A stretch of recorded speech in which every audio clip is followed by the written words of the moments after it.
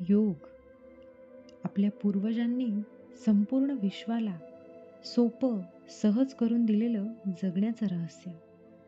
जात, धर्म, प्रांत, भाषा याही पलीकडे जाऊन केलेली मनुष्य जीवनाचा गाभा समजावणारी, अध्यात्माचा खरा अर्थ सांगणारी, सृष्टीशी, निसर्गाशी जोडणारी एक भव्य दिव्य तपश्चर्या म्हणजे आपलं भारतीय योगशास्त्र.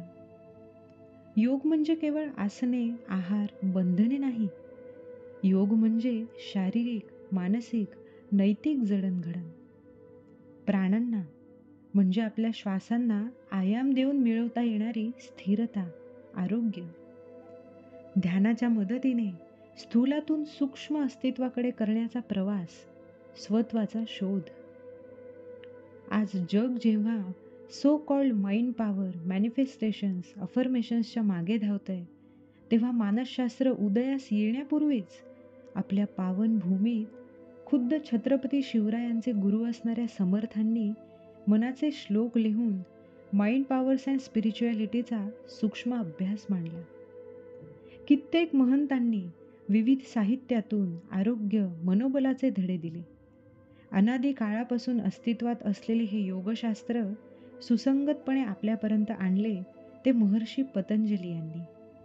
अष्टांग योग, निसर्गचक्र व प्रकृती यांची सांगड घालून केलेली साधना व यातून मिळणारा आत्मिक उत्कर्ष, बुद्धीचे समत्व हे फक्त अनुभवानेच करणारे आहे.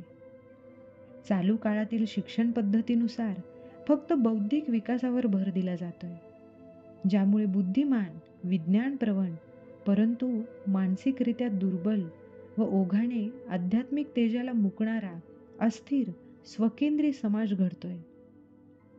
पण आजही शालेय शिक्षणाप्रमाणेच योगशास्त्रासही महत्त्व देऊन अभ्यासले, आपली सांस्कृतिक पाळेमुळे घट्ट धरून ठेवली, तर इतिहासात फक्त वाचूनच कळलेली निर्भयी, कणखर, निरोगी, राष्ट्रप्रेमी व्यक्तिमत्वे आजही घडतील, यात तीळ मात्र शंका नाही.